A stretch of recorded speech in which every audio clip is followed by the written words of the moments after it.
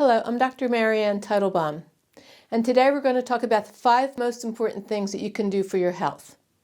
So, by now you've seen several of my videos where I describe all the various types of diseases and imbalances and what to do about them.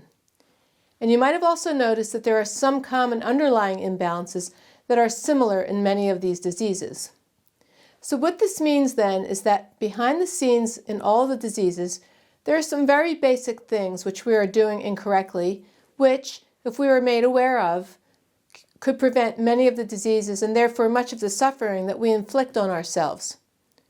Now, our healthcare system is revolved around the idea of addressing diseases once they form, which means they have trained us to believe that we're either healthy or we have a disease and there's no in-between stages. And we're also led to believe that we just get a disease for no rhyme or reason, which also implies that we played no role in the disease process, that it's kind of just happening on its own. And this makes us then feel like we can't control or prevent the disease from happening. And this is definitely not the case. The ancient doctors of India said we go through 6 stages of a disease process as we work our way towards a disease that we could name. The way it works, in the first 2 stages, some things are going out of balance, but there's no symptoms yet. By the 3rd and 4th stage, if we haven't stopped doing all the things that are throwing us out of balance, we'll now start experiencing some vague symptoms like headaches, rashes, or indigestion. But there's no disease that can be identified in these 2 stages. But again, if we continue to make the same mistakes, then the disease process can progress to the 5th and 6th stage, where we can start to name it as a disease. So think about this. All the diseases could have been prevented if we just addressed them in the early stages, which would have prevented them from turning into the disease.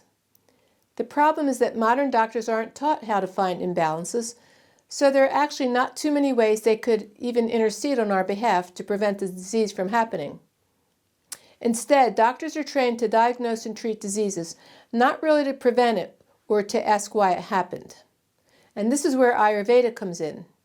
Through pulse diagnosis and/or a good case history, we can identify not only the early stages of a disease process and work on turning it around before it becomes a disease, but even if you have already been diagnosed with the disease, we can still teach you what caused it so you can both stop the progression of disease and possibly reverse it. Based on my clinical experience of over 35 years in practice, seeing thousands upon thousands of patients during that time, I can tell you that again, many of the problems I see are from just a few basic mistakes we're all making, which are blossoming into all these diseases you're learning about. So let's look at some of these so you can begin reversing these negative trends to prevent a disease from taking hold. Now, as we all know, stress is a great contributor to poor health, but unfortunately, many stresses are beyond our control, like our work stress, or problems with family or friends.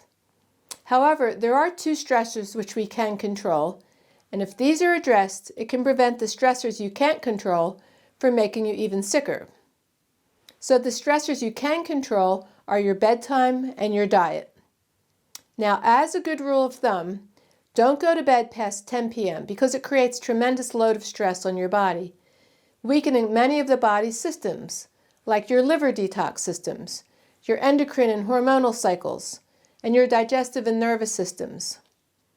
We all know what it feels like when we go to bed late and we wake up late, breaking a very basic law of nature which states that humans should be asleep when the sun goes down and awake when the sun comes up. So, by going to bed late and waking up after the sun rises, we're setting the stage for imbalances to occur, which over time can blossom into some type of disease. Now, the diet is also something that's fairly easy to control. Eat freshly made food cooked at home to ensure quality control. While it may be a little difficult at first until you get used to it, if you cook every day and avoid leftovers and processed foods, you'll start to feel healthier and healthier.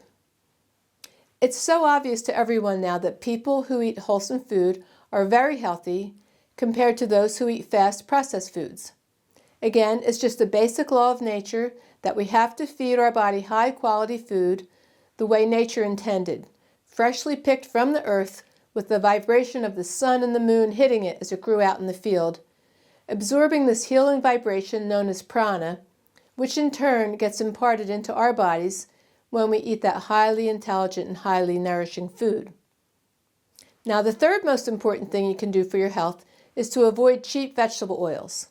Most people I see have a fatty liver from growing up on processed vegetable and seed oils like canola, safflower, sunflower, corn oil, margarine, Crisco, and other highly processed oils. And that even includes poor quality olive oil, which contains chemicals and is processed with heat, which destroys all of its healing properties. And once the liver's functions are corrupted, almost any disease can form. So it's best to eat ghee from grass-fed cows and high-quality cold-pressed extra virgin olive oil. See, when you heat vegetable oils, they form a poison. And since everything you eat has to be processed by the liver once you swallow it, these dangerous vegetable and seed oils actually damage the liver. They actually scar it, causing a fatty liver. And almost every single disease that you can think of begins with malfunction of the liver. So by avoiding these dangerous oils, you can prevent most diseases you can think of, including most autoimmune diseases and cancer. Now, the fourth very important thing you could do for your health is to find a good source of alkaline spring water. Since every cell in your body is composed of about 70% water, you want to make sure that the water has two qualities, that it's alkaline and it has the life-giving vibration of prana, which gets absorbed into it as the sun and the moon's vibration hit it as it flows down the mountain streams. The inside of our cells need to be alkaline. Most of the groundwater nowadays is acid from the acid rain. And if we continually drink water with an acid pH and our cells become acidic on the inside, we're inviting autoimmune diseases and cancer, both of which have acidity and inflammation as their root causes. But we want to make sure that the water comes from the earth alkaline. We don't want to just add some synthetic minerals to our dead acid tap water. It's not the same thing. Once you put chlorine in the water, it kills the prana. And even if you filter out the chlorine with a fancy reverse osmosis system or a filtration system, you can't bring the prana back to life, which is why we recommend waters from pristine environments. Waters taken from these sources meet two requirements of being alkaline and retaining the healing pranic vibration. And it's this vibration of prana that gives our cells their intelligence to perform all their functions and to communicate with each other. And this is why cancer and autoimmune diseases are so prevalent now in our society. See, cancer is where the cells can't remember what they're supposed to do, and they end up growing out of control. And autoimmune diseases are raging out of control, which also means that the immune system can't remember what it's supposed to do. See, normally the immune system has the intelligence to attack viruses, bacteria, and other pathogens, and it knows not to attack you, creating an autoimmune disease. So drinking pure alkaline spring water straight from the earth is one very important thing you can do to prevent serious diseases from forming. And finally, the fifth thing you can do for your health is to get out in the sunshine every day, which helps to not only make vitamin D as the sunlight hits the skin, but also serotonin, our body's own natural antidepressant.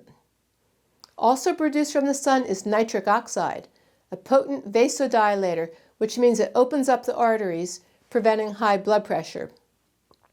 The sun also helps your body control your sleep cycles by controlling melatonin production. It helps the brain produce BDNF levels, which has an effect on behavior, mood, depression, and even creates new cell growth of the nerves, which is rare.